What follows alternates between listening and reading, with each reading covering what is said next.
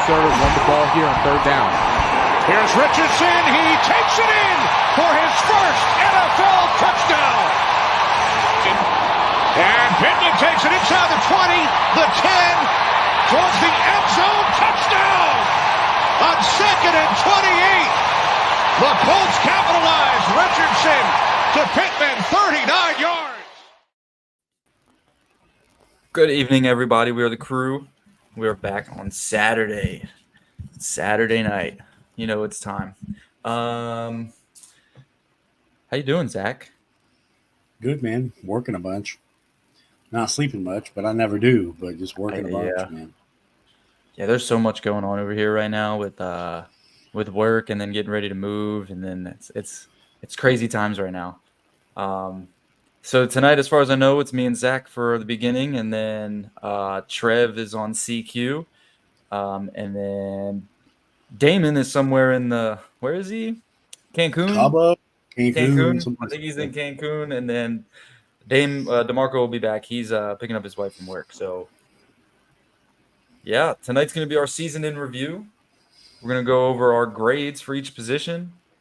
DeMarco needs to get back because we only got one viewer because he hasn't been able to share it all over Facebook. No, it's me. There's 3. There we go. Well, no, we had Trev in there. There's 2, 4. Here we go. All right. People are starting to hop on now. I didn't even realize the Devils were playing tonight. I didn't even know. Oh, Damon's in Cancun with Houston? Something like that. He's like, he said he was in Mexico with a group at work. I want to know who they going on like vacation together. Like, I don't know. This man, I don't know what he does. What kind of job he got where they just say, hey, we're going to Cabo or hey, we're going to Cancun? Like, yeah, right. Last second, too. Damon out here, buys a new truck every week. I mean, hey, if you got it, get it. Like, however you do it, you do you. But, like, I just want what he's got. Just, find out what it is he does. Is it marketing? Like, I don't know what he Damon, does. I think it's something. You got connections? I don't know what this man does, to be honest. He talks about his work sometimes, too, and I just don't know what he's talking about. I mean, it's a mafia cover-up. It's a mafia. Possibly, man. This man's he's in Texas, so it's probably the cartel. Yeah, this man's working in the cartel.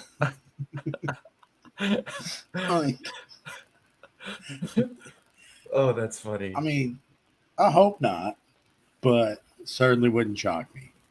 No, it wouldn't at all. All right, so let's get into it. First thoughts about the Hall of Fame. Oh, kind of wanted DeMarco here to see this just because, like, I know he might agree with me, he might not. Hopefully, he's watching. No offense to Devin Hester, I just don't think he needs to go in this early. Like, to me, like Brian Mitchell and Steve Tasker, those two got to go in first just because they were there before. So, like, that's my opinion. Also, don't know how you're putting Andre Johnson ahead of Reggie Wayne, especially because Reggie Wayne's numbers are far superior than Andre Johnson's. No knock on Andre.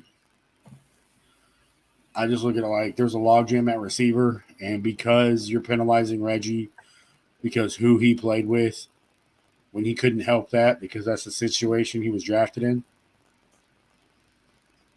So essentially you're penalizing a guy for being productive because he played on a loaded offense and a loaded team. Not his fault.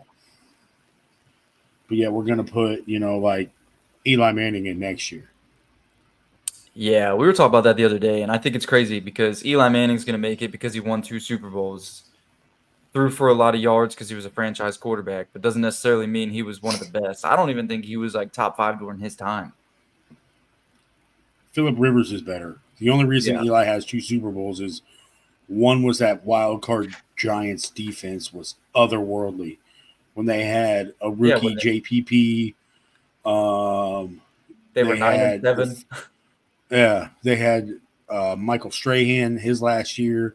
They had that NASCAR package coached by Spagnola, who they had 4 defensive ends that were legit.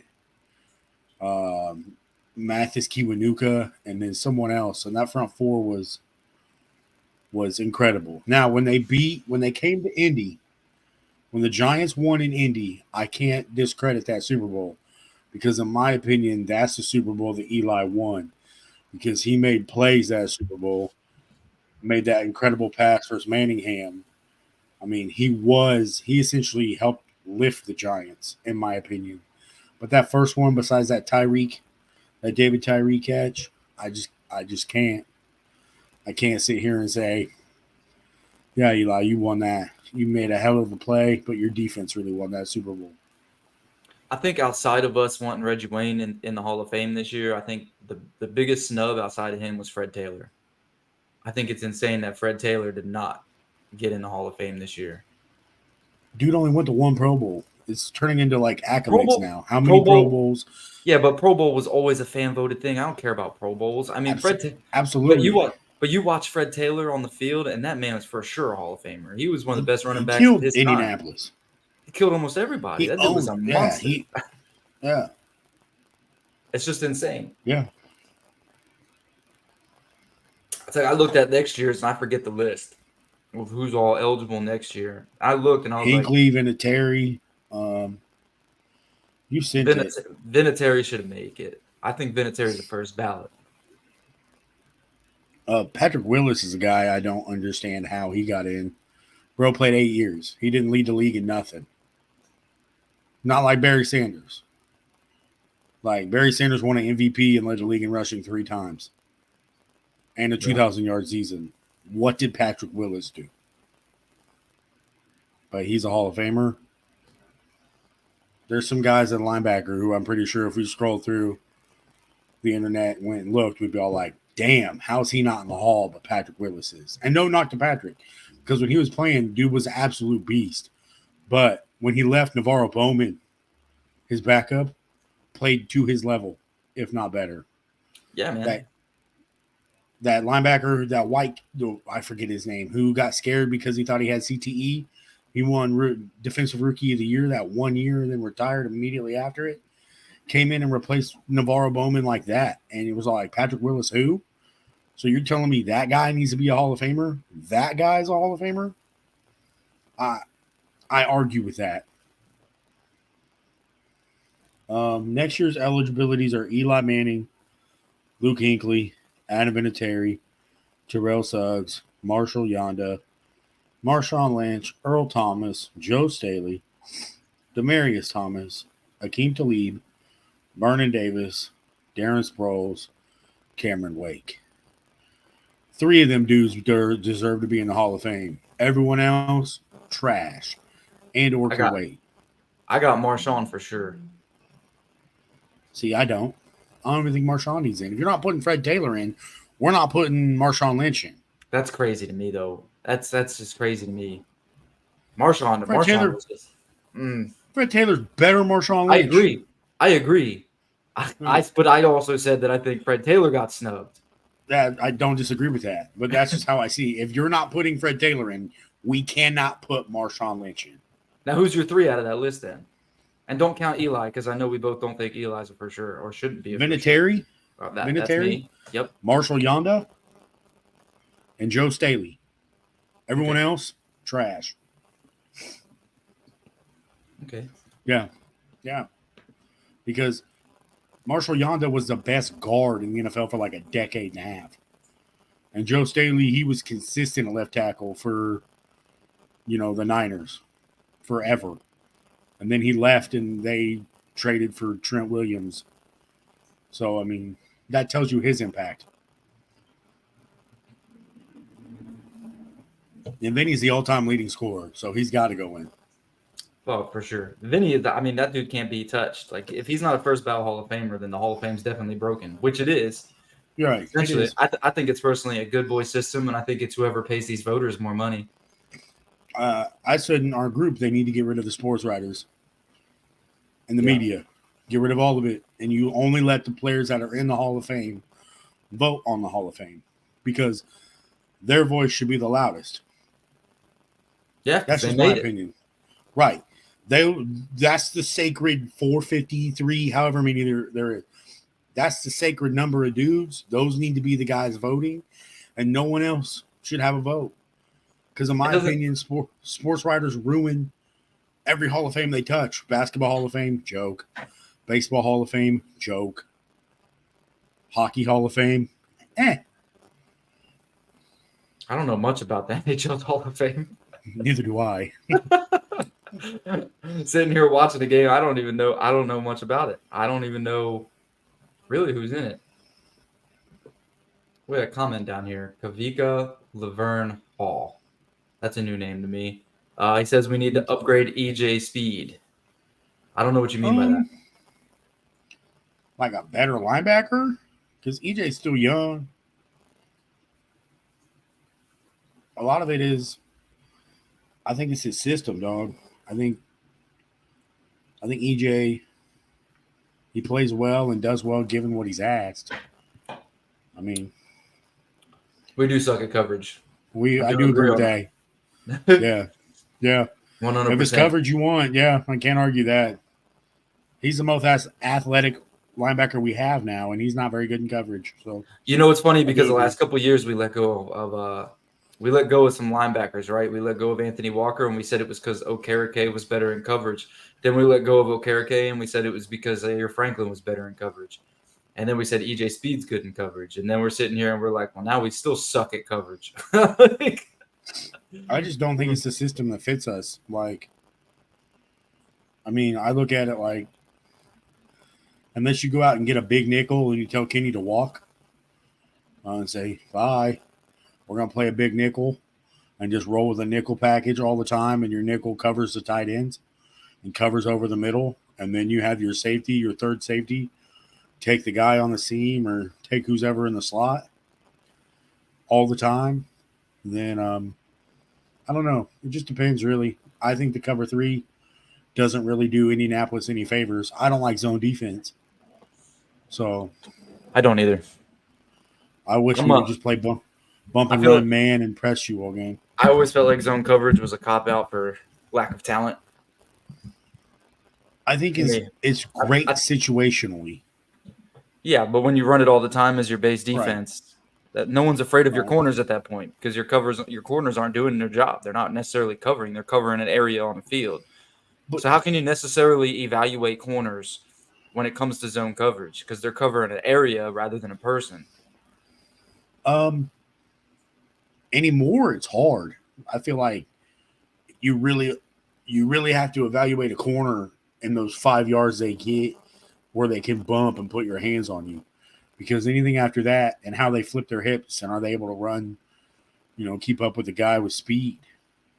So corner's a hard eval. I mean, to me, it's the second hardest position in football to evaluate behind quarterback. Because, I mean, corners and DBs, well, specifically corners, are the best athletes on a football team. Better than running backs, better than receivers. You're essentially running 4-4-2 backwards. Yep. So you really, really, really have to spend a lot of time. I mean, the way I see it is, I've often said this, I wish the Colts would play a lot more man, bump and run, because they got the physical ability to do so. The Colts have big corners. I think it could work.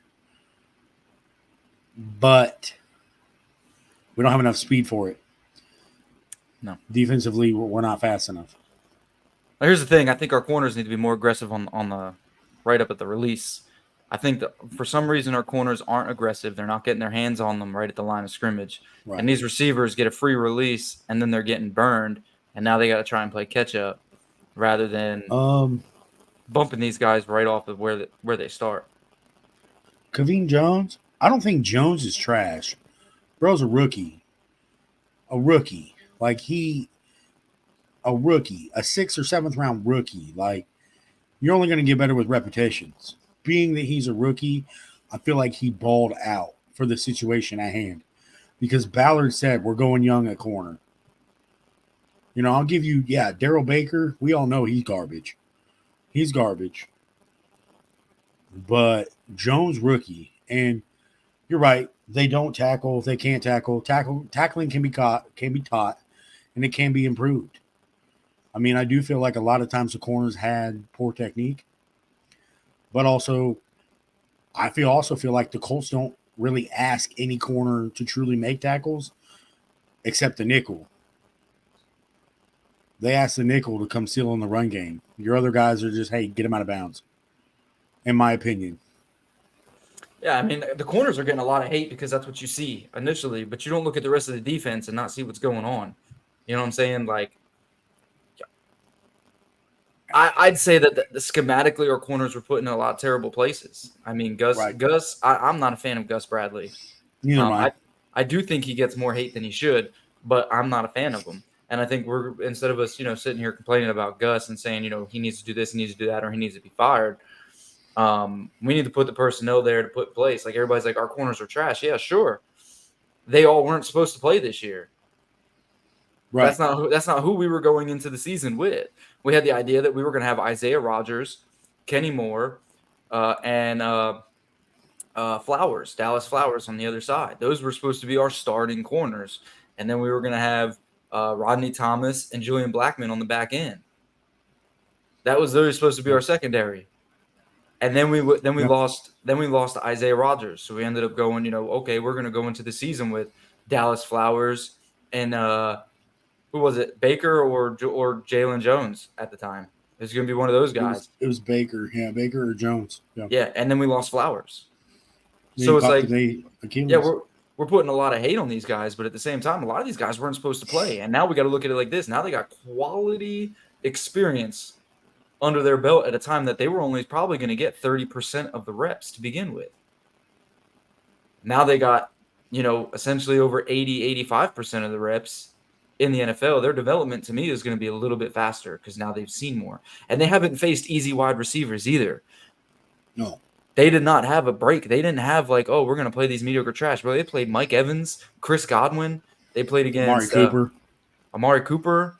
They played against DeAndre Hopkins. They played against DeAndre Johnson and George Pickens. Yep. I mean, like they went against some dogs all year. They went up against the Saints. The Saints got some dogs too, and we're gonna sit here and tell them like Chris Olave, that's one of the top guys in the league. Right. And they faced all these guys throughout the year, and we expected them to lock those dudes down. I don't think so. I mean, I have no problem going young. I knew the struggles we would have going young, but the lack of scheme and the lack of adjustments from Gus Bradley truly is what makes me mad because dude said we need to double Nico Collins. Yeah, we probably should have doubled Nico Collins, honestly. It's worth a shot at that point because he was the only one killing us all game. Yeah. So, like, why aren't we doubling Nico? Why aren't we rolling coverages of Nico and forcing CJ to essentially beat Indianapolis that way? Here's the thing. I think it's insane to say we need to get 4 corners. That's insane. I think a veteran, signing a quality vet, whether that's a big name, I'm not opposed to it, or a guy with legit experience who you could say, hey, Jalen, you did well, but you need a little bit more time. We're going to split some reps with you. So we're going to give this guy a starting job or come in and compete for a starting job. If you can beat him out, it's yours type situation. That's never a bad thing. No. I mean, I wouldn't be opposed to bringing back Stephon Gilmore on another 1-year deal. Like, dude balled out in Dallas. Yeah, I don't think he would either. I just think it's crazy because, I think the most thing we were missing defensively was impactful plays. But at the same time, it's like, what did you expect out of these corners? What did you expect? Yeah, I mean, the moment we lost Isaiah Rodgers, I knew that our back end was going to get torched. That was before we even lost Dallas Flowers. I already knew it. You guys saw me. I was in the group chat worried. I was like, oh, great. Here we go. And then Dallas Yeah, and then Dallas Flowers got hurt, and I was like, "What the heck is going?" We were down to what Baker, essentially Juju. the corners that were on the field. That was all we had. Yeah. Yeah. And I'll say this. I'm glad we went young because now we have a cleaner in my opinion, a cleaner photo of it. I think there's at least 3 guys like in Juju and Jalen. I'm still not sold on Dallas. But if they bring back Kenny, I think those 3 guys, given the opportunity, whether Juju and Kenny start and Jalen works in the slot or Jalen becomes that rotational corner, that third corner, you know. This comment here is facts. Welcome to the show. I think it's the first time I've seen your name, Curtis. Curtis, we are Curtis said, D, I think you need to go share it everywhere and then start it on IG. I already did. Okay, you already did all that? Yeah. That's how everybody jumped in, and I just put it on IG. Okay, cool. So Curtis says here, we ignoring the fact that Shaq Novak Leonard was supposed to be a massive part of our coverage scheme. Oh my God, he did not call Shaq Novak. He used to lock down them crossing routes that murder us. And I agree with this. This is 100%. We talked about this before. I even brought it up in the group chat that the one thing we missed was Shaq's impactful plays. And the reason it got brought up was because we were talking about how Zaire didn't make the Pro Bowl. And everybody thought it was crazy. And I was one of the people who was like, I understand he's a dog, but at the same time, he didn't make national attention because he wasn't making those plays that just wow people.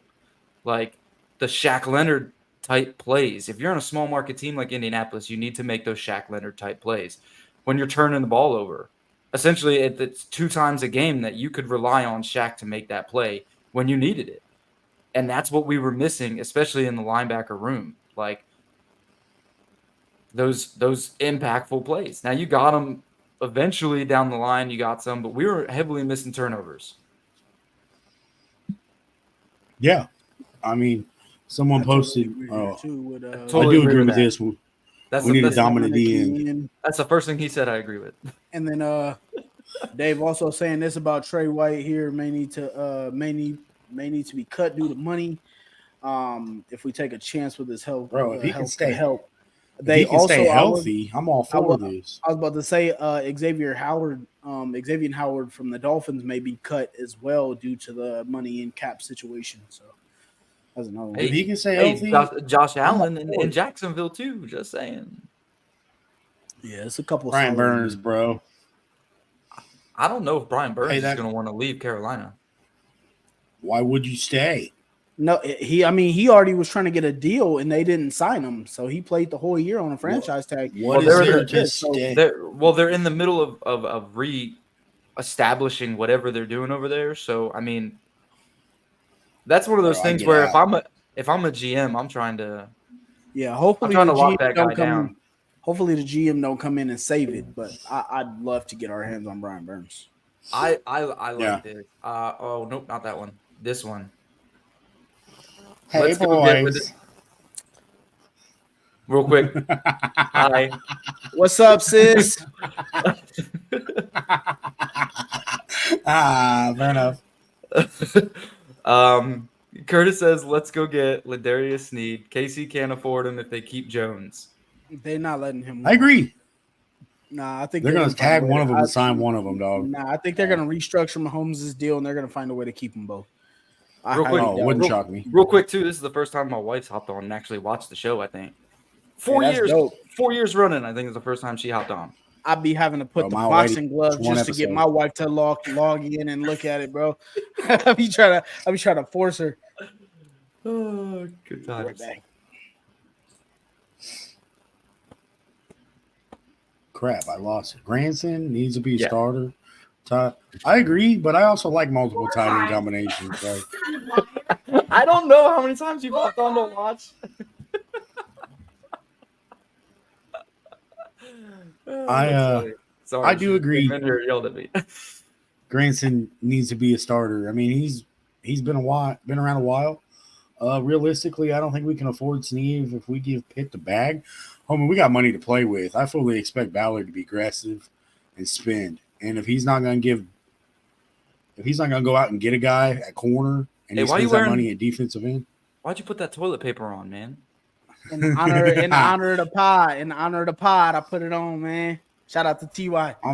Hey, when I was saying, Andrew I Luck, do- when Andrew Luck retired, Ty went ghost. That's where his nickname came from. Ty trash. Whoa, come on, chill. The T stands for I ain't trash saying in your that. yard. No, chill. Ty was a dog. No. Ask Suspect. ask the Legion of Boom why they call him Ghost. You burning that ass, boys. I remember that You game. can't find him. I remember that game. They couldn't. You can't find find him. They After couldn't find him. Richard Sherman said, "Where'd he Brissett be go?" looking like. I mean, I be all like- don't know if I necessarily agree with the Granton comment though. I think Jelani Woods needs to be the starter. He just needs to stay healthy. I think if we can get him healthy, then we can definitely take off from there. That's where I'm personally at with. I do love Granton. I am think still that he on should be- Jelani Woods. Yeah, I'm still high on that guy. He just needs to stay healthy, man. I personally think I just want a dude you I can want- catch. I want Jelani Woods to be my They next can- jersey. That's what I want, and I need him to go off this year. Come back healthy and go off. Jelani Woods could catch. That man had a good rookie season with terrible quarterback play. And then he just had Like I this said, hamstring issue all this year. And I'm like, that's why everybody who's like, oh, let's go get a tight end. Let's go get a tight end. I'm like, we got one. We got Yeah, one but who's he can't stay essentially healthy. he had 1 year. We where do he got wasn't one. healthy. We got a great We got- guy. Will we got Mallory, dog. We got 19. Like, we got 19 tight my ends, opinion- bro. We don't need no more. my Yeah, opinion, I don't even. I'm giving Will Mallory the edge because at least he was healthy. Like, if Woods can come back next year and ball out, okay, Here's he my can thing. stay. If Here's my not, Yeah, but you're not saying Here's you're not saying anything that can't happen to any player on this roster. Though. Here's my thing about Will Mallory, though, is that I don't want to hold my breath like I did the first catch he made on the season. That man Yeah, was but like he's a rookie. this. sure. Look Wouldn't like- you look be like- though if you just Look like my 8-year-old trying to catch the ball I wide get you. open. I get you. I mean, Woods has that elite ability, that size, that speed combination that everyone looks for. The problem is I always feel like when dudes get hurt earlier in their career, it always sets them back. The only dude who I've seen actually like come back and do well is Deo, who I fully expect to take another step this year. Yeah, I don't know, man. I just think it's one of those situations where it's like when you got injuries or hamstrings and things like that, that could literally happen to any player where they could be dealing with that type of situation all year.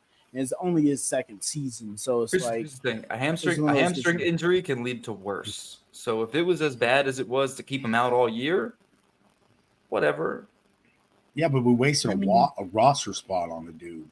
Throw him on IR. no, it's not. He was on wasting. IR. I'm Yeah, pretty sure he he was. was on IR Yeah, all year. he was He got on put IR. on. He got put on IR after week 3. Yeah. Did he? Because he was supposed to Because be I back. thought he was. He I was thought supposed he to was be on the back. and then- 53. No, he was on IR. all year. Alright. Yeah. All right. So, Yeah, which essentially means he didn't even impact our cap space. I either. just don't understand the frustration where we come from as Colts fans where everybody wants to cut guys and get rid of guys on rookie contracts. There's Like no such this, thing as no. a rookie This. contract for a reason. Watch- like we watch gotta the tape. replace Pierce. Like watch we the don't need tape. to replace Pierce. We just Watch need to add to the the tape. receiver. Watch So- the tape. Watch the tape. Hey, watch. kind the of a tape. crazy hot take. Can I say this? And Hold on. This is insane. I'm so tired of hearing this. Like, watch the tape. That's all I'm gonna say. Watch the tape. Go Colts film room. He's on Twitter. Go watch his tape. Just do it. Because Pete. Pierce is always open. is this as crazy as I say the Colts don't need to go receiver? I don't Like, think would y'all hate me? Would No, y'all I hate me if I said the Colts don't need a No. receiver? not at all. Like, because Zach, if you've heard if me. you got This is my only point of why receiver is because I don't think we're gonna keep Isaiah McKenzie. So I think Isaiah McKenzie is gonna go, and I think we're gonna bring somebody in just to replace Isaiah McKenzie to be a that's backup, fine. to be like a I wide receiver will four, say, to be a wide receiver 4 or 5 on the roster, and probably be a returner. I was That's just fine. about to say to Matt's point, it like how people were talking. If we get rid of Alec Pierce and we get rid of Isaiah McKenzie, that leaves us with 2 or 3 receivers on the roster. It's not even just Right. that. but if you take it- we if you don't move- we don't need to keeping like we need to have 4 to 5 on the roster. Right. It should I be don't going disagree into with a that. Game day Here's- with 3 here's- receivers. Here's my thing: is it's not even just that. It's you take away Alec Pierce, now you're taking away that deep threat with that arm of Anthony Richardson. Why would you do that? I mean, essentially, the goal is to have Alec Pierce start to draw attention away. He's always open. Gardner just doesn't throw it that way. Right. You That can't. was You my can't. next. We talked about it last week. You can't take away. You can't evaluate wide receivers when That's it comes underrated to, right there, Curtis. when it comes to the way we had a backup quarterback who doesn't throw further than 6.5 yards. That's my feeling. And when he I did, feel like it was like 70-yard bombs to Alec Pierce. I feel like if you brought back Michael Pittman Jr. and had him be one, you continue to let Pierce be the traveler and run the deep ball, run the goes, because he's that 50-50 guy. He can take you over the top. He's always open on tape. He's routing dudes up. And then you let Downs. You let Downs. You Watch can get the tape. speed and Watch you the can get tape. speed in free agency, dog. Daryl Mooney's available.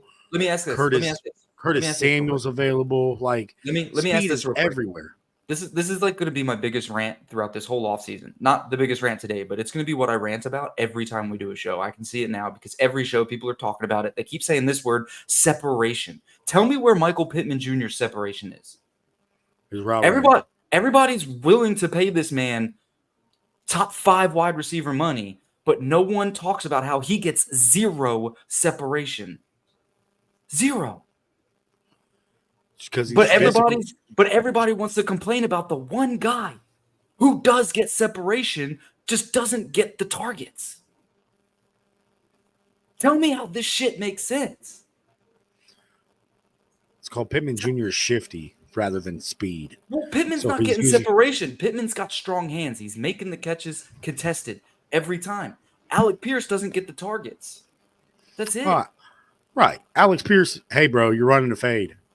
Hey, you're running a fly. Yeah, That's he, what he ran all year. He ran the most go balls by far Right. this season and ran the most mileage, I think, without targets. Yeah, and he would Bro ran like separate 11,000 yards without getting a ball thrown his way. Something by like crazy half like that. by like halfway through the season too. I remember that they put it on a graphic on a game like halfway through the season. Like the dude Yeah. was And- open, bro. And if you even look back at the tape at that Texans, the game versus the Texans to get into the playoffs, Alec Pierce was Wide running a open. go route that was wide open that Gardner Minshew just didn't throw Minshew- because he didn't Mitch, like you the just window. missed it. This is the And thing I'm going to so- argue every time. That's when Shane lit his ass up on the sideline. Because everybody wants to talk about separation, but our wide receiver one doesn't get that much separation. But he makes he gets the targets and he makes the plays. If he drops a ball, he'll come back and make another one because he's going to get the targets. Alec Pierce drops the ball and someone doesn't go back to him. I never thought I'd hear this from Damon. Damon, get out of here with I this keep Paris telling- Campbell crap, I dog. keep telling people. Last week was I my week to keep- troll. I'm not I keep I'm telling not allowing people. no. Absolutely not. Paris I'm telling Campbell's you, dog. whoever's Paris Campbell haters, you guys might be mad this offseason because I'm not sleeping on him coming I'll be back. spicy, man. I would hope he not. doesn't. I would not. And for people who love separation, him and Kylan Granson were killing it all the Matt Ryan year. Ransom He just Marks, couldn't get the ball. absolutely.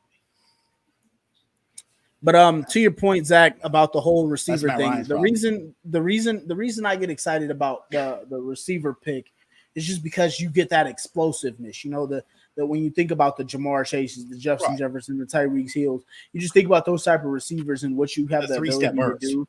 So those are the ones that just get me excited. But do we need a receiver? Absolutely not. I've been saying all the time Right. since Matt brought it up late in the season where he was like, I don't think we have a specific need and we could easily go Yeah. best player available in the draft. And I think that's what gives the Colts the most room for improvement because of the fact that you have a wide range of where you can pick depending on what you want to do in free agency. And so to ask the question, would we hate you for saying that we don't need to take a receiver? Absolutely not. No, It's you know not. I've been on I record. truly- There's multiple different ways to go I true in that direction. unless like Marvin Harrison Jr. falls, there's in my opinion, there's no need to take a receiver at 15. Or in my Neighbors. opinion, the only way Or Neighbors. the only way the Colts mess this up is if they take like, hey, we're going to take Joe Alt at 15. Like, why?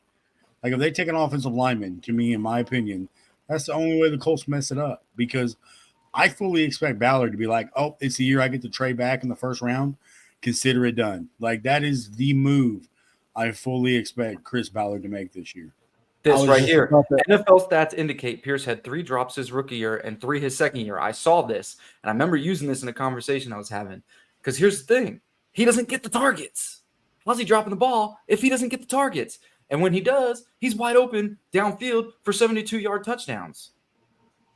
Like, I don't understand the hate for the guy. Like, y'all got to go listen to Reggie Wayne, because Reggie Wayne talks about Alec Pierce more than he talks about any other wide receiver in that room. Because Alec Pierce and Reggie Wayne have the same game.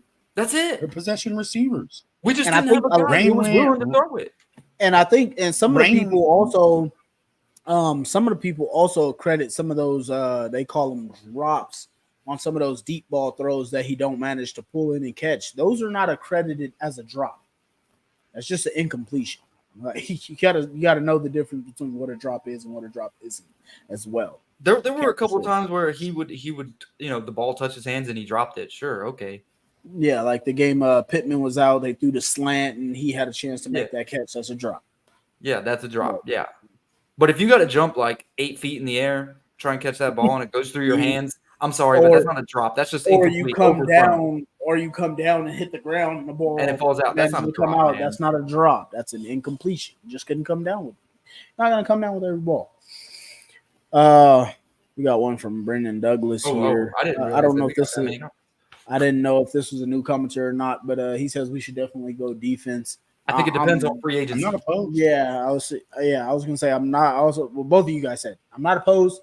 It also depends on what we do in free agency. So Yeah, Those are man. both, Because I very think it depends on where Ballard wants a veteran, right?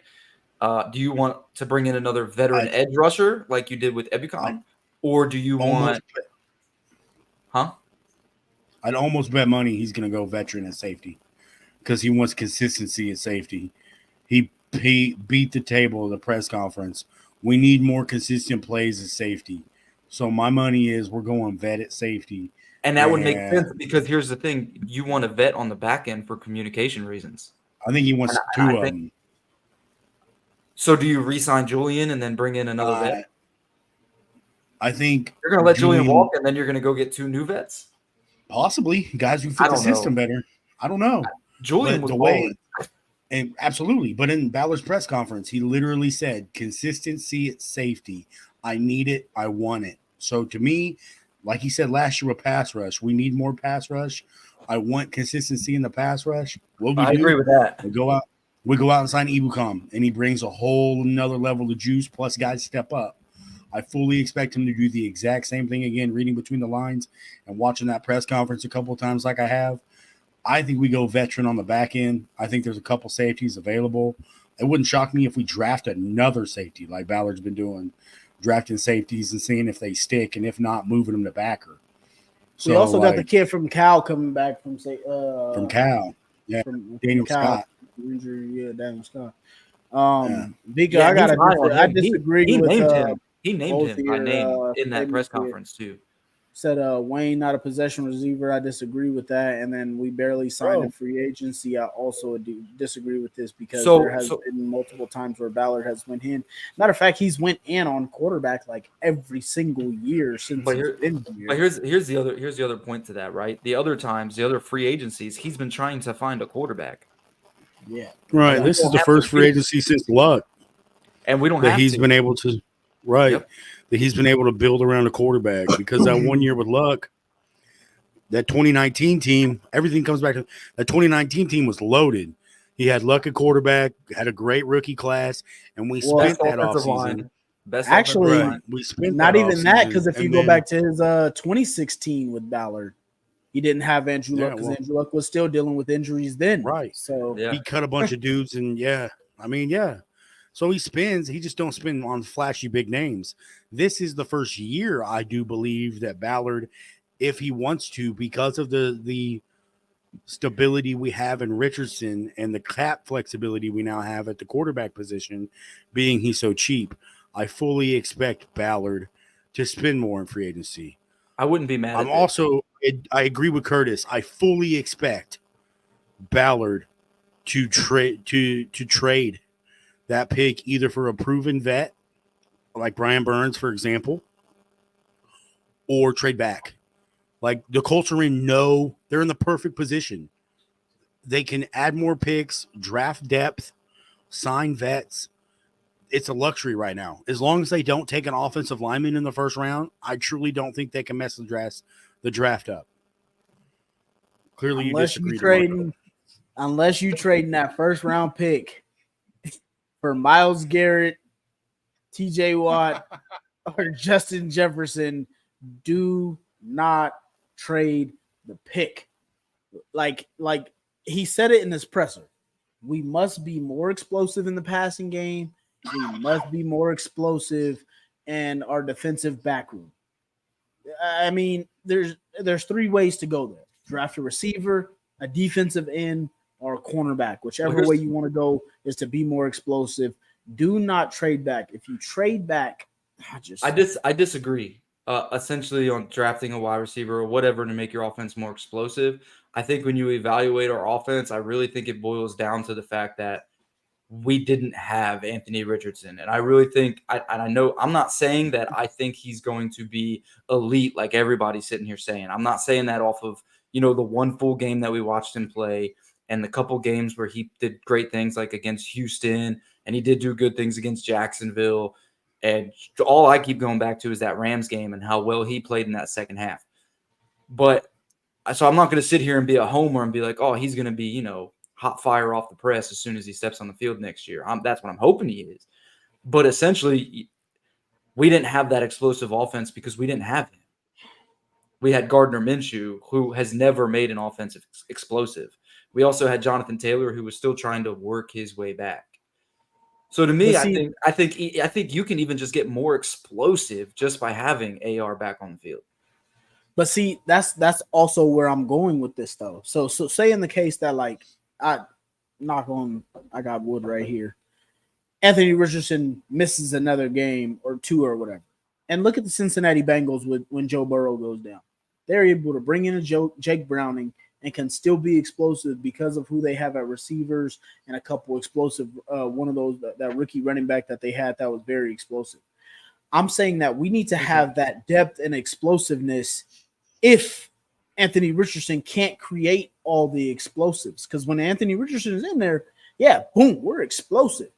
But he finished 2 games and played 5. So I'm not necessarily trying to put the knock on him, but I'm saying as a team, we should be more explosive regardless who's playing quarterback. That way it's easier for the quarterback to play that position. And that's why I'm putting that in there as far as the don't trade back. So like my example for like Malik Neighbors being there at 15, don't pass on that. Because that's the type of guy where we can get those same, that Michael Pittman Jr., where we throw the screen and he takes it 30 yards. In the case of Malik Neighbors, he could take that screen and take it 60. So I'm just saying, whatever we have there, be explosive for who's on the field. I've been saying it since since the bye week that we could go best player available. So if Neighbors is there and he's clearly the best player available, yeah, I'm not going to be opposed to that at all. The only thing that I really think I'm opposed to is bringing in this Brock Bowers, and it's only because I don't care too much about drafting a tight end in the first round. I don't think we need a tight end. I don't think that a tight end impacts this offense enough unless you plan to make him the star of the offense like they do in KC or they do in San Fran when Kittle was the star. I don't think that you go that tight end unless that's your plan offensively. And if we re-sign MPJ to a good contract and he stays here, that's not our plan. Our plan isn't going to make our focal point offensively a tight end. I agree with you. I really think, yeah, best player available, but Brock Bowers to us, to me, to Indianapolis as a whole, at 15, Brock Bowers will never be best player available because it's not the most impactful move we could make. Wide receiver like Neighbors, if he's there, he's best player available. He makes a huge impact offensively, in my opinion. You go defense, if old boy from Florida State is there, you go him. You're taking the D tackle, the nose tackle from Florida State? No. He's talking about pass rusher Jared Verse. Yes, Verse. Oh, Verse. Yeah. Okay. You go him. Okay. It's just what's going to be the most impactful move day one. That's what we need, essentially. And it could be anything but tight end, in my opinion. If we go right tackle, shit, that might be the most impactful because Braden Smith barely fucking plays. I would be too. I'm just saying. Go tackle. I'm just saying. It's one of those. It's just one of those situations. I think like we could really do anything now. If we trade for a guy like Brian Burns, to me, I think that could be a day one impact. It is. That's why I'm not opposed to it. I'm not opposed to trading giving up a pick for a guy like Brian Burns. I personally, I don't want to trade for a guy that's a free agent. I'd rather just try and get him to come visit Indy and sign with us. Agreed. Yeah, which is why you don't trade for Brian Burns. I forgot he's about to hit free agency. So yeah, you don't trade for him. You keep the pick, but exactly. That's what I would do there. That'd be my preference. This whole Brock Bowers thing is built because everyone's hyping up the fact that George Kittle's in a Super Bowl, Travis Kelce is in a Super Bowl. Teams keep making it with these top tight ends, and it's Travis Kelce is 1 in a million, and he only had one good game this year, and it was 2 weeks ago in the AFC Championship game. In my opinion, he's a wide receiver when in his prime. He's a wide receiver in the tight end spot. Yeah, I think it's also he's the focal point of that offense. That's why they don't have big name wide receivers. That's why they don't pay a lot of money to their wide receivers. That's why they don't have big name running backs, because Travis Kelce is that focal point. Our offense isn't built for Brock Bowers. I do want to say, though, is a lot of people is favoring Brock Bowers because of the fact that you look at some of the tight ends like a George Kittle, Sam Laporta, who came in and was a great rookie. Brock Bowers, he has the talent. I'm not against the guy. Like, I just don't think it's one of those situations where a tight end gets me totally excited. And so I just I think that if he's as good as people say he is, he shouldn't even make it to 15, for one.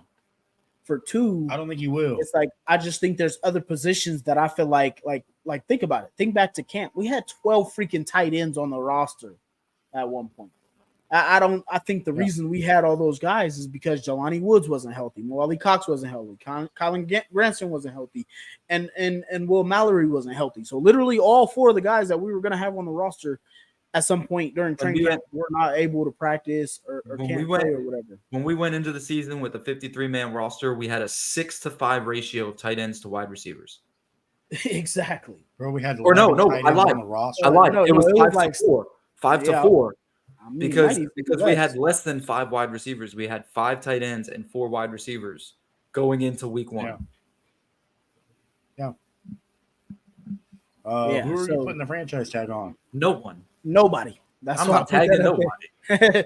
Yeah, me Why? either. You might as well just tag anybody. I am not a believer in the tag. I'm not a believer in any tag. Just pay the man. If you're wanting to pay the man, sit your ass down and pay him. It's not that hard. I don't even know where we're at in cap because there's 3 different sources that say 3 different numbers. I'm pretty sure we're somewhere between 60 and 70 million cap space. I've seen 71 million and as low as 58 million. So me too. I don't know the exact number. I haven't heard this one here from Dave. But this is a really good point right here. Dave says if someone is available if Bowers is available at 15, we can find someone who will overpay for him. It's basically saying we trade back and just get a huge haul for that number 15 pick. I'm not a big fan of trading back, but I can see what you're getting at, Dave, and I can't say I would be totally opposed to it. Bowers is going to go top 10. Here's my thing: as long as we stay in the first round, I hate trading out of day one. If you get someone to overpay and you can drop back to like 25, 26, I think we're okay in a good spot right there. I don't want to go back that. I don't want to go to 20. 19. I'm good with that. I can agree. I just don't want to get out of day one because for some reason Ballard has that thing where he likes to get out of day one and he ends up filling up on 3rd and 4th round picks and. Yeah, but he's money in that round, dog. 3rd and 4th rounders. No, I mean, I know that. I'm just saying we need a day one impact somewhere on the field.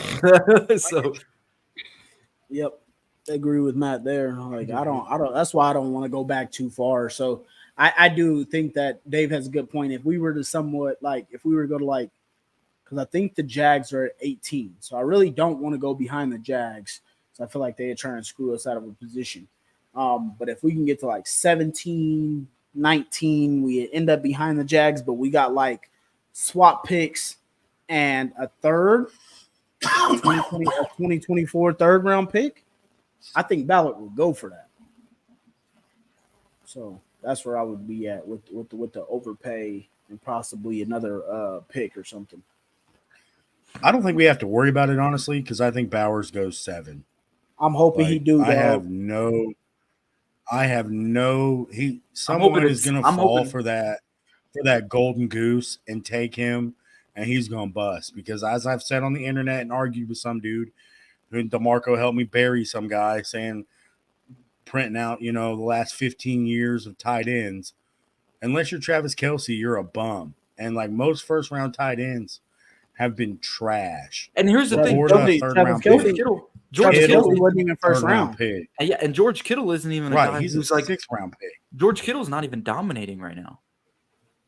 So I don't even know why he does in the run game. And Sam Laporta, you see his tape, his run. Yeah, he's a good. Yeah, sure. But then you got like Sam Laporta, like. Yeah, he had a good rookie year, but you also had a wide receiver 1 who's like top 3 in the league. Yeah. Of course you're gonna have some open field. Yeah. They got to double team one of you, and they're not gonna double team a tight end unless you're freaking Gronkowski or Travis Kelce. Yeah, so that's why I was like, when I was telling that to Zach, I'm like, you can only find TJ Hawkinson that's been a first round tight end that has worked in the last 10 years.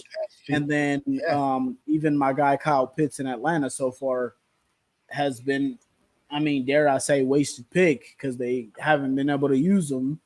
I think he could still be a guy, but it just hasn't worked. So it's like you could take a tight end with that pick and then just completely not even value the guy where you think that you should after you pick him. So that's why I'm like, man, go receiver, tight end, or not tight end, receiver, defensive end, or cornerback, wherever you're feeling is the biggest need. But I just don't see one outside of those 3 positions. I think that if Bowers is there, like Dave is saying, I think trading back might be the best because I think Jelani Woods could easily be the same type of third round pick as some of these other tight ends. I can tell you one thing that we're not going to pick at 15. And that's quarterback. A running back. Quarterback. Yeah. Hey, James Boyd made a post about that. He said, what did he say? He made a post and asked everybody where did they feel like the coach should pick, what was the need? And literally everybody commented on there. Oh yeah, I think you retweeted mine where I said we can go best player available. But literally nobody put quarterback, and he was like, it's good to see what a year can do as far as where you feel your team is at, and now nobody feels we need a quarterback, which I actually appreciate because I thought there was going to be a lot of Anthony Richardson hate. But it seems like all of Colts Nation is banded together and everybody's riding with him outside of about 2 Colts fans. I've only seen really 4 people throw any hate on Richardson. Some dude called Richardson a Band-Aid. I've seen some dude who's like a Will Levis fan. Literally his hashtag was Colts and Will Levis for life. I have no clue. Yeah, that's one of the 2 that I'm talking about. There's 2 that really love Will was Levis. All like, we need to re-sign Minshew because Richardson can't stay healthy, blah blah. And but beyond that, I feel like most people either don't have a comment, don't really care, or the jury's still out. I feel like the jury's still out on AR, so I kind of reserve my judgment until I've seen more. But what I have seen of AR, he's answered the bell. I just need to see more of it consistently without dude getting hurt before I say, all right, Colts got a guy, or hey, we got to go back to the drawing board. That's what I'm saying. I just want to see him on the field for a whole game and win a few. Yeah. We got a couple of comments in here real quick. Brendan Douglas is saying if we get Burns to go on offense. If we get Burns to go offense in the draft, you can find good DBs in later rounds. I think that's pretty fair because I'd guess that Ballard loves Juju and Jalen Jones. So I could definitely see if we were to get Burns, I don't and we disagree go with that. offense. So I think that's a fair statement there. I don't disagree there. You had something on that one? Would you guys? Yeah, riddle me I this. just my question is if you want to go offense at 15. No. He said if we get Brian Burns, though. I get this. I get that. Okay. That's what I'm saying. If we get Brian Burns, I just want to know his answer to this. If we go off or defense, we get Brian Burns, right? And then we go offense at 15. Where do you want to go? This is specifically to Brendan because we just Running had to back. talk. I just want to know. Running back? What? Bro, I want running back. Are you trolling? You saw No, what? that would be for real. insane. You saw what Detroit did with Jahmyr Gibbs and Montgomery. What put running AR back? They were with- nasty. They were nasty. Bro, you put That was a nasty AR duo. with a young running back and a JT, With and you who? say, hey, bro, Who bro, was it don't Jahmyr matter. Gibbs and- See who now, was now, Jahmyr now, Gibbs and- now, hold on, real quick. Now, hold on. You Now run answer some this. split back formation. hold on. You run some shit out the pistol. That'd be nasty. Now answer this. If he's not there, but hold on, bro. Oh, my bad. If I'm like having a conversation with Brendan here, huh? if he's not there, right? Because we had this talk too. We would go Malik Neighbors too. Essentially, I think if Malik Neighbors is there at 15, we go him either way. Either we go and get Brian Burns or not. You taking Keon Coleman? But yeah, Nope.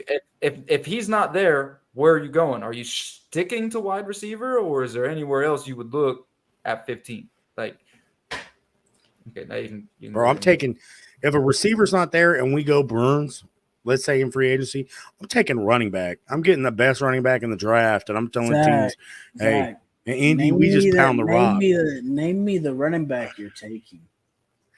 I want that either that kid from Oregon or that kid from Texas. Both Texas, them guys. I don't think- dogs. We already have JT. Why? But why not? You guys want explosiveness and playmakers. Rich get richer.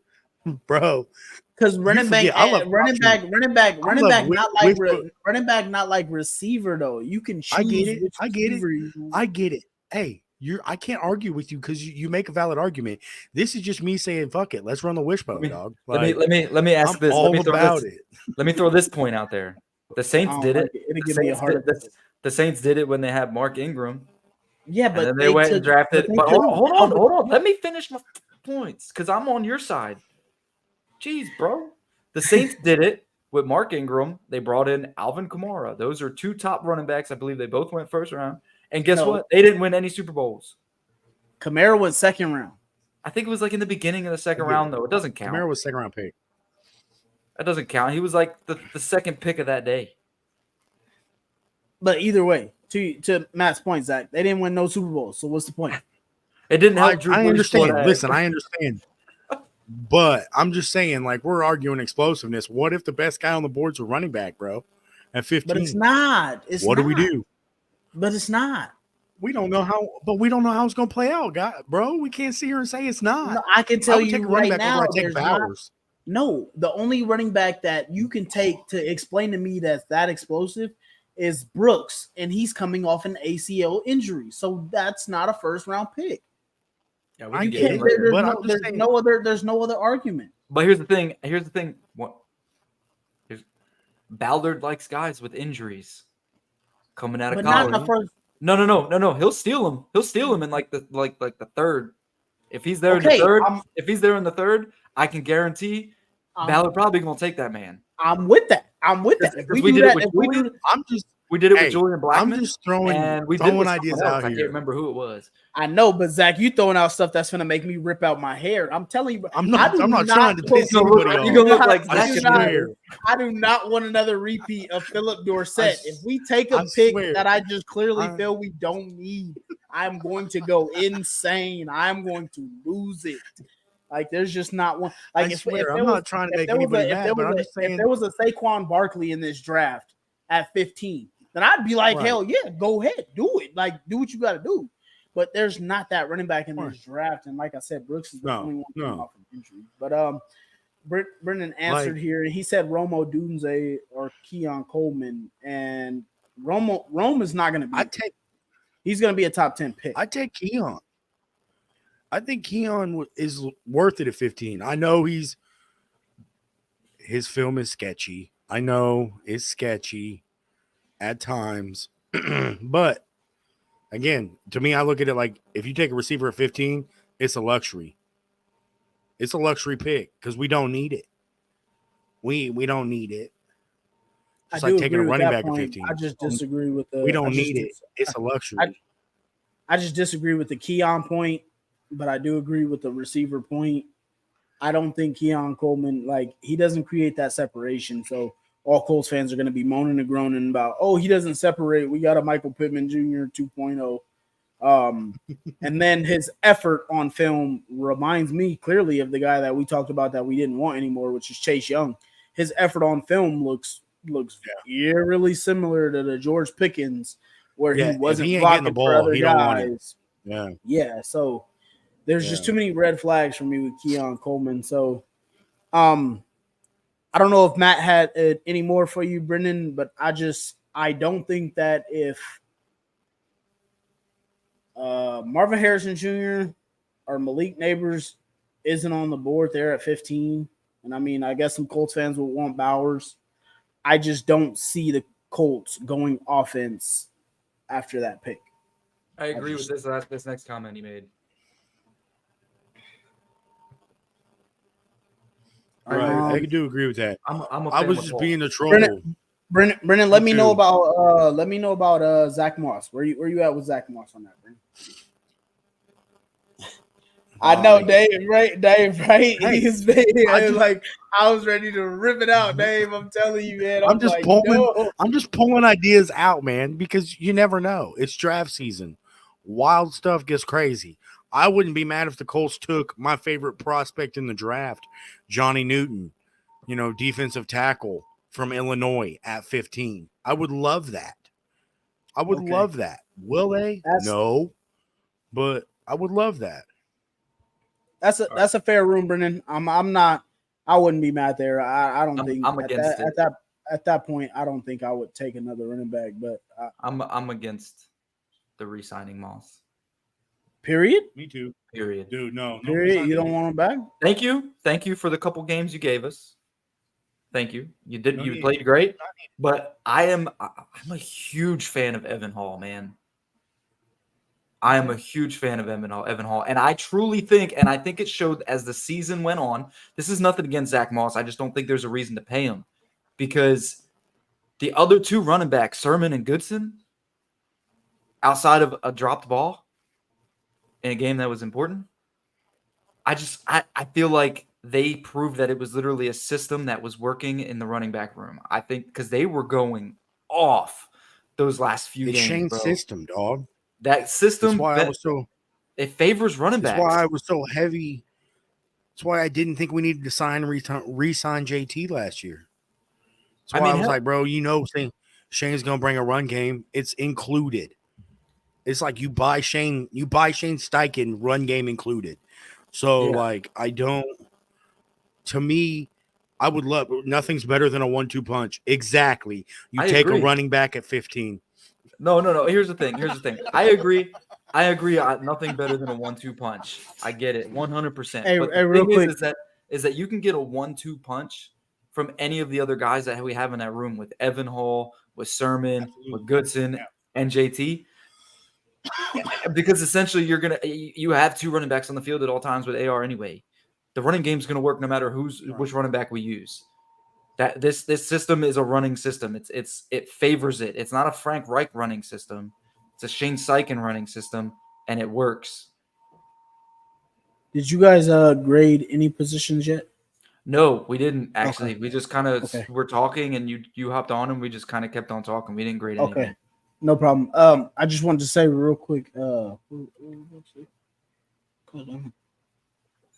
was about to say, we're all in consensus that we're likely going receiver, edge, or cornerback with the first round pick. But a lot of people haven't discussed where you guys think we should go with the second round pick, which is likely, I think it's going to be around pick 48, I think. I personally think that's where we go corner. I don't Ooh, think I we're think it going depends on corner the at first the round. first. I think that's actually where Ballard is going to eye up corners. That's typically from trending where we've seen in the past. He heavily favors those mid round guys, the day 2, day 3 guys when it comes to the corners and the safeties. So if he's going to touch up on DB, I really think that's where he's going to go, or wide receiver. I think it's going to be one of those two. What are you thinking, Zach? I think it all depends on the first round because Huh? I truly think that this Wait, could wait, be say a that year. again? He said he I thinks it truly depends think on it the first depends on round. the first round. I truly think Ballard could take a corner first round, and if Ballard takes a corner first round, we go a mid round receiver. I mean, it really the guy I want and I really like was that safety I told you about. So I would love to see the Colts double dip and go corner first round. That's the safety. Minnesota safety, right? That Nubin dude, yeah. I would love to see them go corner first round, safety second round. Yo, hey, the receiver class is so deep. Let's go get a guy in the third, fourth round. We've addressed it in free agency, but let's go get a young edge because you can never have enough of them, and kind of build the draft that way. That would be me, because the way I see it is this draft is so much better on defense than it is offense, that I feel like your first 20 picks or your first 15 and a half-ish are going to be the big offensive players. And then anything beyond that is going to be a defensive player, because the depth, in my opinion, in this draft is all on the defensive side. So if we go defense, I would love to see us double dip and go defense, but it wouldn't shock me if we went offensive in the first round and then corner in the second, because Ballard loves getting mid-round corners. That's fair. I think if we exclude free agency, just because I don't know where we go there, if we were to get somebody like Brian Burns, I think it would change exactly where I'm going with this. But I would say if we just excluded free agency and just went draft, I think our draft could easily look like Jared Verse, defensive end from Florida State, being at 15. And then I think we could easily go second round pick being Troy Franklin, receiver from Oregon, the speedster over there. He's that big old tall dude, right? Big tall speedster guy out of Oregon. I think that's somewhere that I think we could go. I think we go opposite whichever picks we go. So I feel like if we go offense or defense in the first round, I think we go opposite side of the ball in the second round. But I personally think this is the hardest offseason that Chris Ballard's going to have. In my opinion, because we think agree. Looking from the outside, right? Fans are like, "Oh, this is going to be an easy one," because we really don't have anywhere that we essentially need to go, because we can go best player available. But at the same time, if he picks wrong or does the wrong move, and it doesn't work out, essentially he could go the right positions but get the wrong guy, it could make or break this roster, in my opinion. I agree with you on the first part, but I disagree with the second part. I feel like last year, for example, we all know we needed quarterback, right? Mm-hmm. So it's that makes it easy. It's you're just picking the quarterback. You just got to make sure you pick the right guy. And for instance, here, it's you got to go best player available and find the right guy, which makes it more broad. So that's why I disagree, just not necessarily on the guy, but just the fact that you got to find the position, which one is going to be the best out of all of them. Which he has to actually put value to everybody, to every position on the roster, and to who we have going in the free agency, for one. Because now he's got to strategically re-sign guys, actually look at free agents outside of this organization. He's got to actually look at the draft as, well, shit, what position do I value youth? And where's it going to impact us the most? And that's going to, I really think that this is going to be the hardest offseason for him. And I do not envy him going into this offseason. I don't. Yeah. Like him and I feel like, Shane are probably still in the office working every single day right now, trying to Oh, you figure know out. he is. You know he is. Oh yeah. Oh yeah. Shane's Essentially on ball all the time. Yeah. Yeah, I think that is a very fair Ashley. assessment. I will say I don't want think Cooper he's on the hot DeJean. Cooper DeJean, bro. It depends on how he does at the combine, honestly, Ashley. Because if he tears it up at the combine, he could be a top 10 pick. That being said, name the last good white corner ever picked. Hey, I'll wait. Let's not do that here. Homie, I'm just spitting facts. I mean, I'm not even talking about race. They don't exist.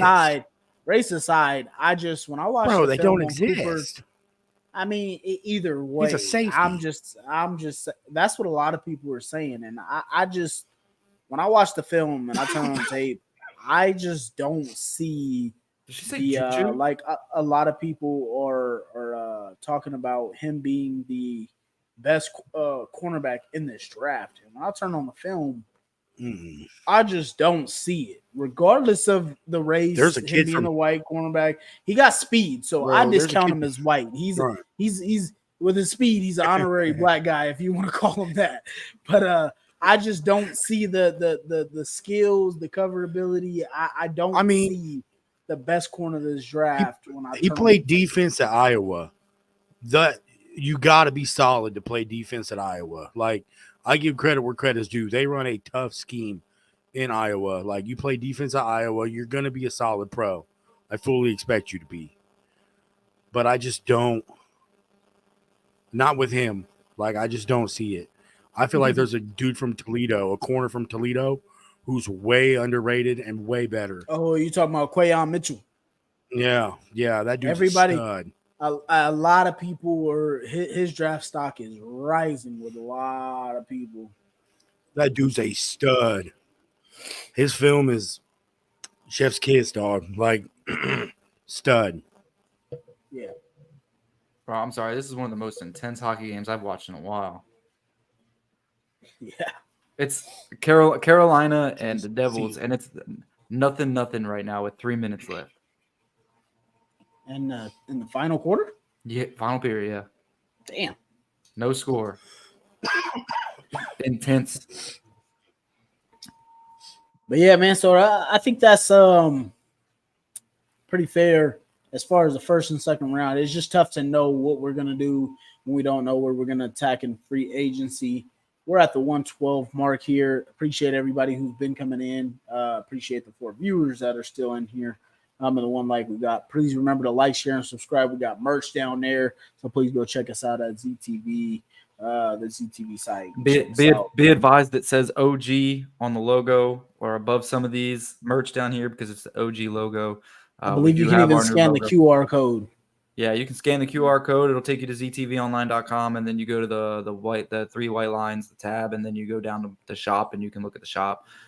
He's got it separated by show.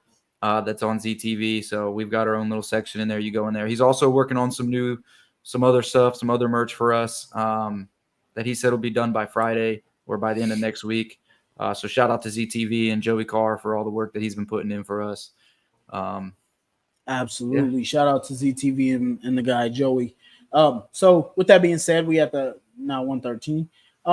Let's go ahead and jump into some of these grades, man. Where are you guys at? Let's grade this quarterback room with Anthony Richardson playing in 5 games, completing 2, and then Gardner Minshew finishing out the season and taking us all the way to 9-8 record and pretty much doing the job for us. Where are you guys at on the quarterback room? So quarterback room for me as a whole gets a C. I think that Anthony Richardson showed good things, but essentially like he's made his rookie mistakes type deal. I don't really want to grade him an A like most Colts fans want to, because if you really go back and watch those games, which I did, they were not pretty. On his feet, he was good. And yeah, he showed some arm strength and some good accuracy and some decision making. But there were a lot of things that could have been cleaned up. Essentially, especially in that Rams game, right? Like we were down 21-0 at one point. and a lot of that was also on AR. So even though he brought us back in the second half, it kind of let us forget that he made some mistakes. So Gardner Minshew, I think, is being overhyped because we got to 9-8, and I think Gardner, for some reason, I forget who it was, someone said we won because of Gardner, not that we won with Gardner, and I think that was the dumbest thing I'd ever heard, because Gardner pretty much rode what we were doing with, how Shane was able to draw things up for certain players to get open, and Jonathan Taylor, and then essentially a defense that played bend but don't break. So that's just me. I give them a C. What about you, Zach? For AR, I go incomplete. I like that. Because I like that. Injury. I can't sit here. I'm not going to crown him because he ain't done enough yet. And I feel like dude's hurt, so I can't crucify him for being trash in some games and not playing in others. So, like, it's incomplete. Minshew, I give a C- too because, as Matt said, he's Minshew. He is the definition of mid. He is 500. He is a backup quarterback. So it's Dr. Jekyll, Mr. Hyde. You take the good plays and you understand that there will be bad plays that come along. And when the good is good, the bad is bad. So when he lights up Cleveland for 41 points and looks incredible, but then he throws 3 picks versus Jacksonville and we get curve stomped, like that's Minshew in a nutshell. So to me, Minshew's about a C- and AR is incomplete. I give the quarterback room a C-. That is fair. That's fair. So I'm also gonna go with Zach here on AR as incomplete. But I am gonna give Minshew a B. I don't think you get to 9-8 without a solid backup quarterback, whether it's up or down or not. I know I'm pretty lenient on this grade here. As much as I even said that I hated watching Minshew at times, I just don't think you get to 9-8 without some type of solid QB player that can at least not lose you games or put you in positions to lose. So I totally agree a lot with what Zach said.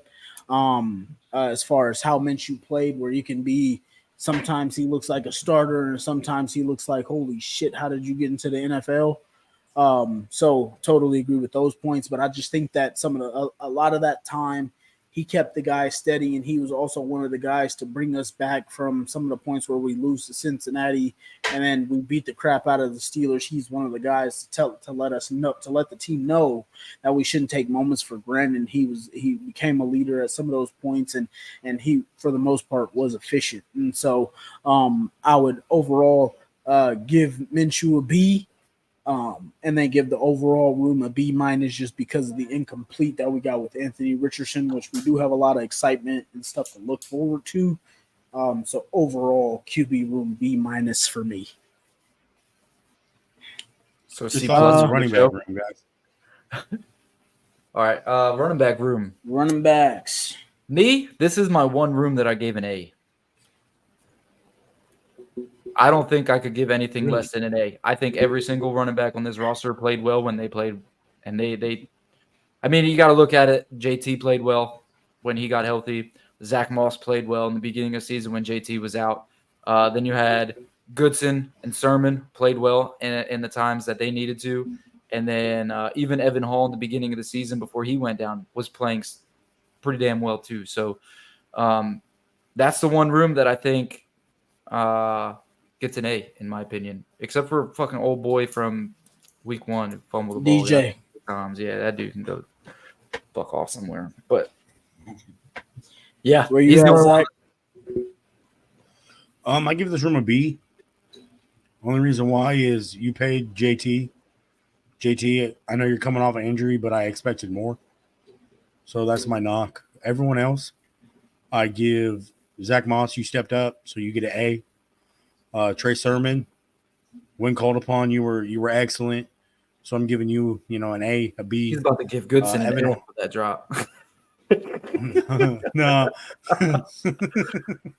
Alone. Hall, and the games you played, you were solid. So I'll give you a B because you two got hurt. And then Goodson, outside of receiving the ball, I give you a B when I ask you to catch, I give you a C plus. So overall, I mean, I give you the room like a B. But if you're going to pay a running back like JT, I know you're coming off injury, but I want more. So my big criticism is, JT, we paid you. Anything less than 1,000 yards is unsatisfactory, in my opinion. I'll just say this. In Houston, JT should have won us that game if we would have just kept giving him that ball. That man would have had almost 300 yards if we would have just giving him that ball. Against the top 5 rush defense. That man would have – I'm just saying. That we killed twice. Yeah. So, yeah, I'm with Matt. I'm giving that room an A. I get where Zach's coming from, but I believe Jonathan Taylor played 10 games. And I also saw a rating on there. What was it on NFL.com? Morris Jones-Drew put together his top. I think it was like 20 or 50 running backs or something like that. He had JT at like 20. And if you go through the stats and look at it, almost every other running back that was ahead of him played more games and had less yards. And the dude only played 10 games and had 700 yards, 8 touchdowns, rushing, and 1 receiving. And then I totally disagree with Zach's point about saying he needs more. When it's in the playoff game versus the Houston Texans, and you need everything you got, and this guy has almost left the field 3 times, and he gives you 180 yards, and he is absolutely killing this team, and he gets taken off the field by the coach. Doesn't matter. That's not his choice. He didn't say take me off the field. And so, like I said, 180 yards, 2 touchdowns. He's giving you a career day to get into the playoffs. That is what you pay people for. And then when you look at his stat sheet, that says you were worth the money you were paid. And then again, getting carried by Zach Moss for a point in time. Trey Sermon coming in and being a dog when he's in there. Goodson had some good plays. Obviously, to drop, you hate to see it, but don't think that should define his entire season. Everybody outside of DJ, like Matt said, I think that's an A running back room and season. So I think that's an A. Yep. Agreed. All right. Go ahead. Wide receivers. Trev said Goodson gets an F for everyone's broken heart. Facts. But yeah, let's go ahead. I guess I'll start and kind of just rotate this now. Receiver room. I'm gonna give the receiver room a C plus, and I hate to say it this way, just because kind of like where Zach was headed with the running back room, where he said I didn't see enough. I kind of just felt like that's what I didn't get from there. And I mean, we could obviously give this over to quarterback because I mean I could give this a B minus easy, but I'm just gonna say a C plus just to be harder on the receiver room, just because the day and age that we're in, and I think you really need to lean on receivers a lot. I think Josh Downs was clearly, I think as a rookie, I think he was an A. I think Michael Pittman was an A. I think Alec Pierce was a C plus. And then obviously outside of that, we didn't really have much. So I know that kind of sounds contradictory a little bit of me just for the 2 A's that I gave in that room.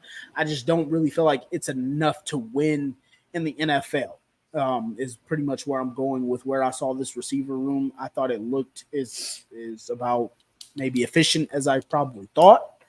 I just think we need a little bit more from that room. So I'm going to go C plus there. Thought it was okay. But I just think we need more from that receiver room. I'm going B, and I'm going B because essentially the same thing, but I'm just giving them a little bit of a higher grade because I think a lot of things were masked by quarterback play.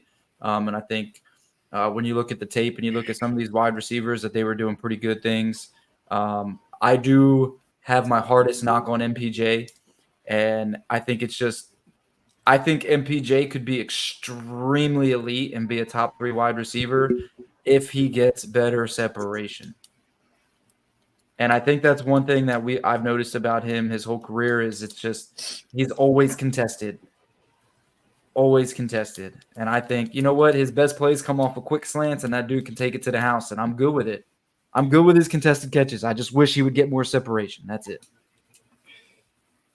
You gave that a B, right, Matt? Mm-hmm. Okay. I'm going C.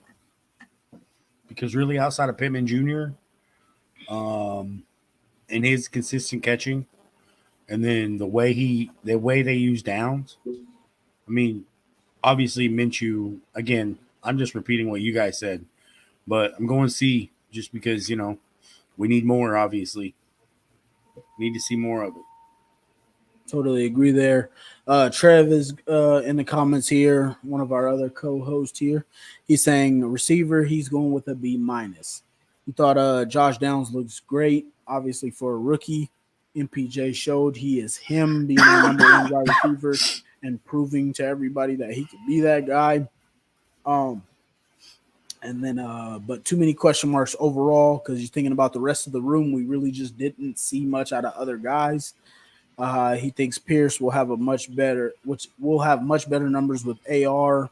He think all of our receiver grades are a bit higher if AR played, for what it's worth to everybody out there. And I totally agree. Like I said, I just think in a passing league, I think me and Zach are just looking for a little bit more out of that room when you necessarily need to hit guys in the passing game, and have a bit better numbers there for receivers. So I think that's where me and Zach were headed with that.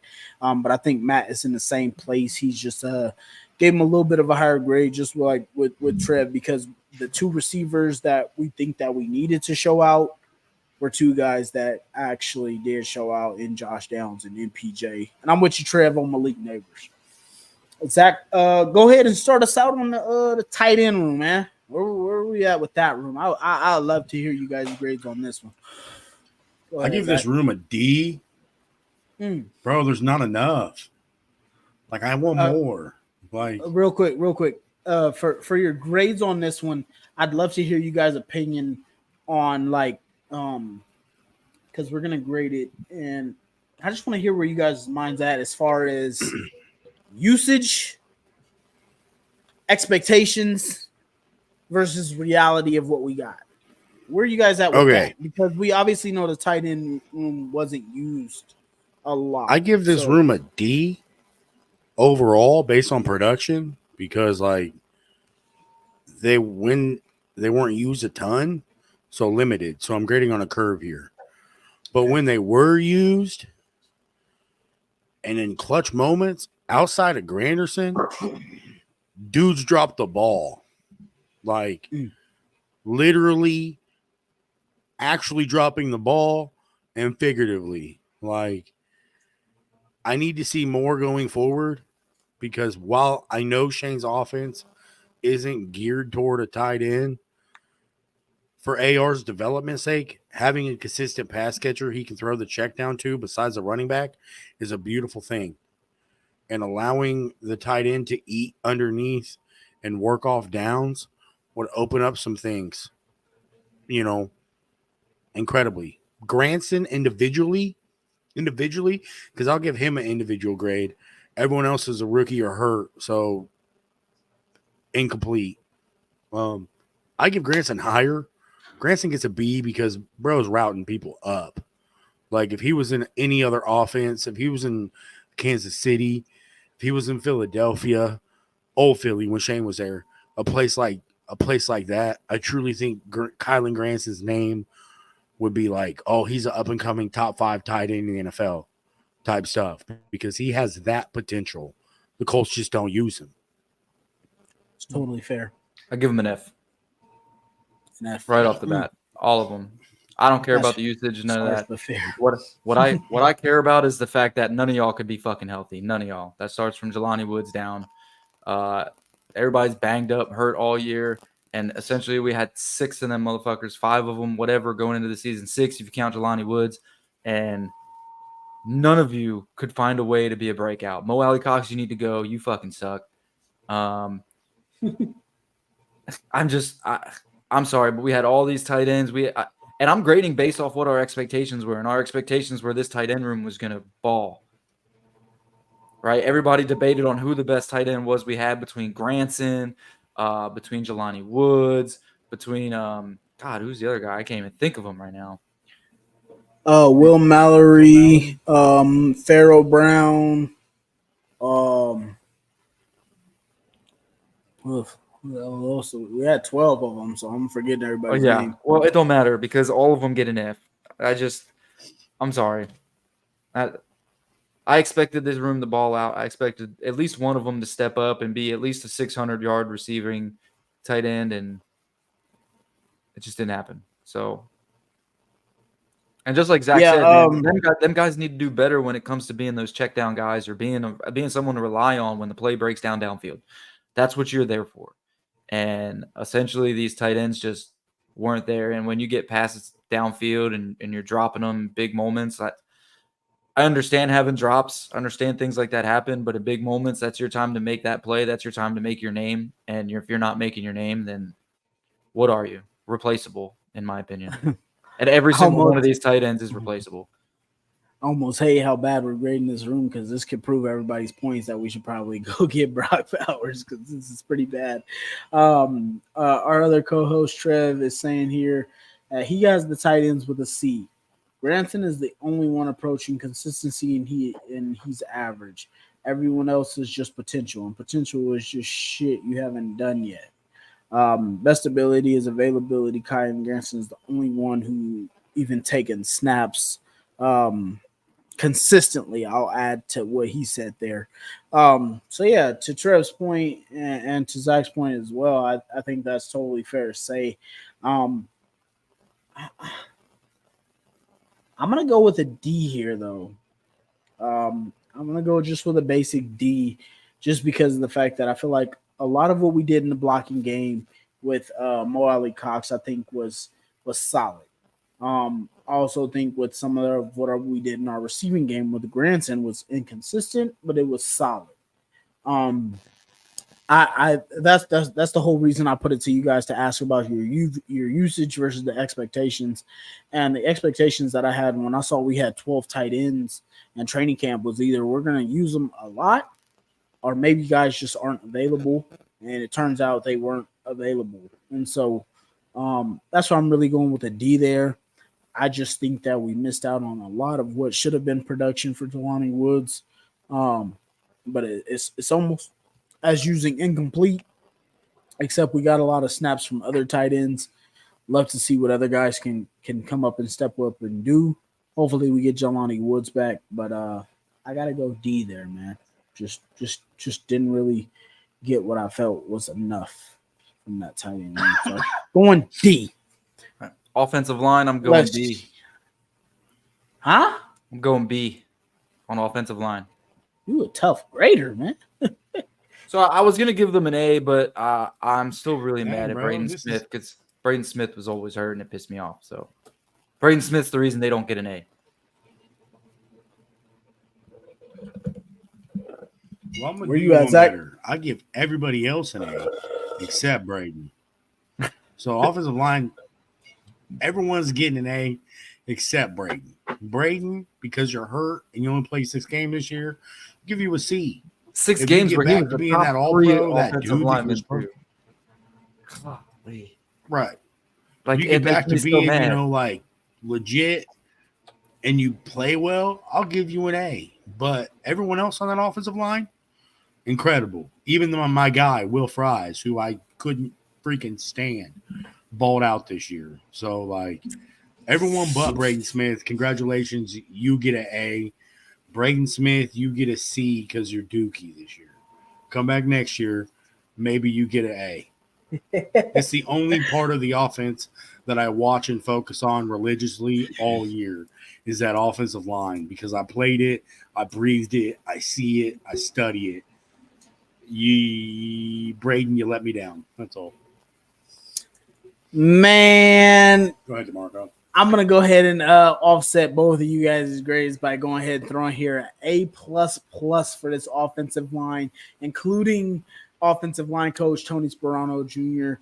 I just don't see where you guys are harsh on this one, man. I think we faced pretty much almost every premier pass rusher in the league this year. And Myles Garrett won Cleveland that game. I mean, he jumped over our special teams. I mean, call it what it is. We still should have won that game if it wasn't for the goddamn refs throwing fake flags and crap out there.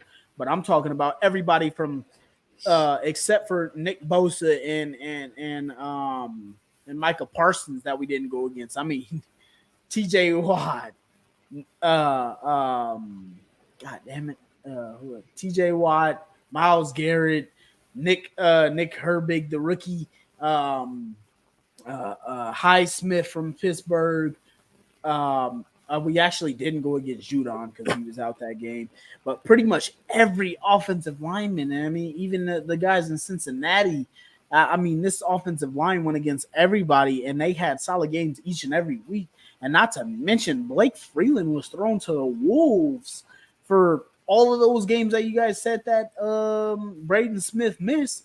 And the funny part is when Braden Smith did play, he was graded as one of the highest offensive linemen in the league for those 6 games or whatever that he played. So for me, I told everybody the difference in this team was going to be, can Tony Sperano Jr. get this offensive line back where it needed to be?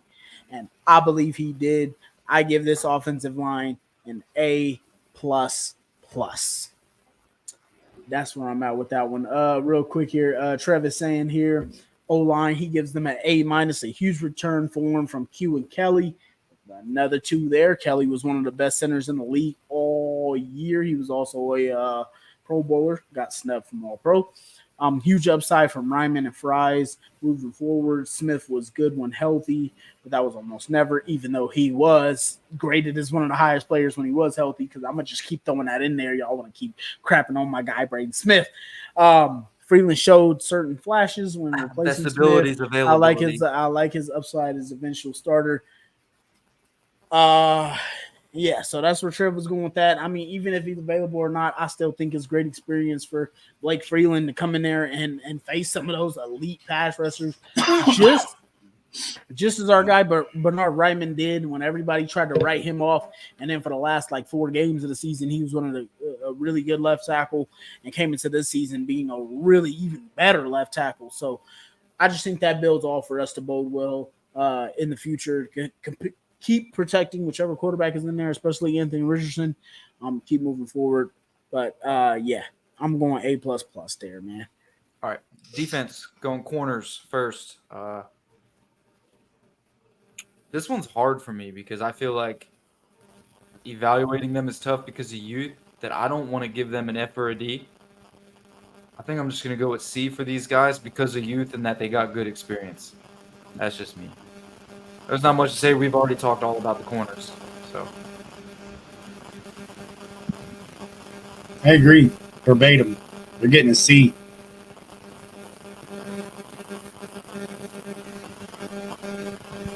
somebody giving feedback?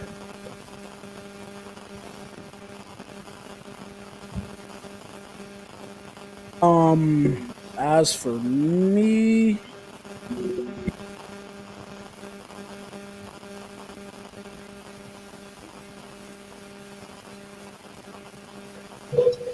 Yeah, I gave the corners a C just because I don't want to kill the rookies, and it's not worth it.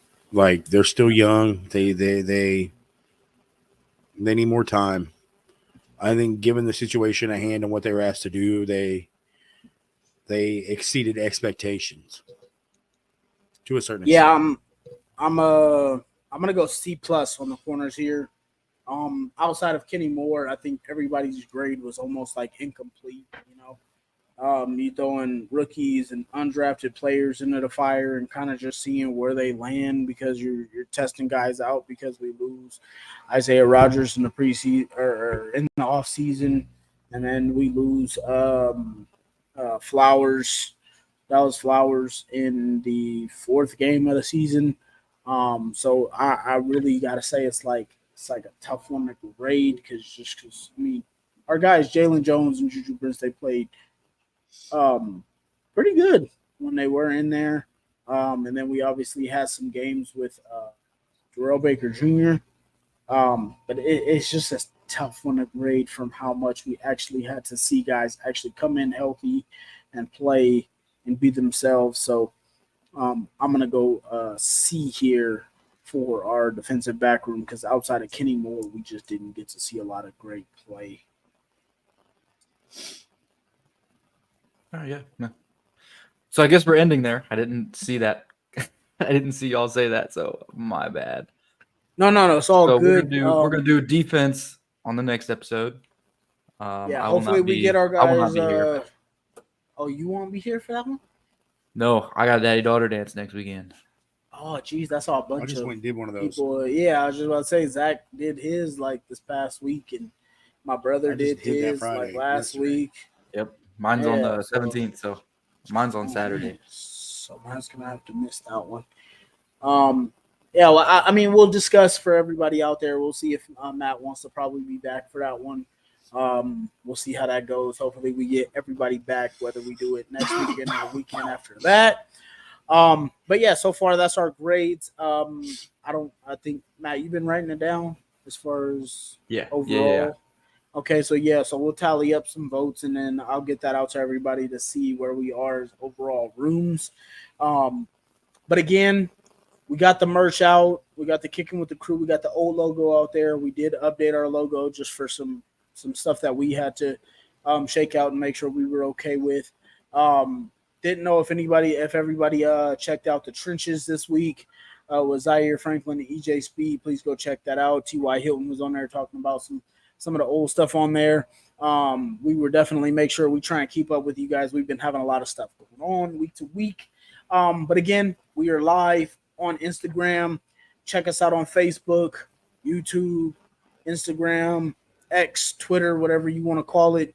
We are on every platform. Please like, subscribe, and share. Continue to share us around. We got merch there. Like I told you guys, please help support us. We're trying to grow this thing as big as we can get with the support of you guys. Appreciate you, Dave, for sticking with us through for the whole 141. But appreciate everybody who's still here with us. But I think it's been a long day for most of us here. We're gonna call it for this one. And got my TY on because he was on the podcast. We'll see y'all after the Super Bowl. Hey, go Colts. Bye.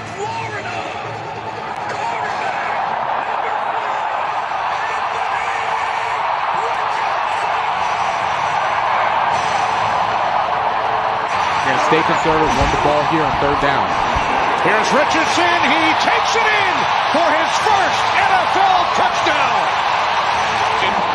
And Pittman takes it inside the 20, the 10, towards the end zone. Touchdown on 2nd and 28. The Colts capitalize. Richardson to Pittman, 39 yards.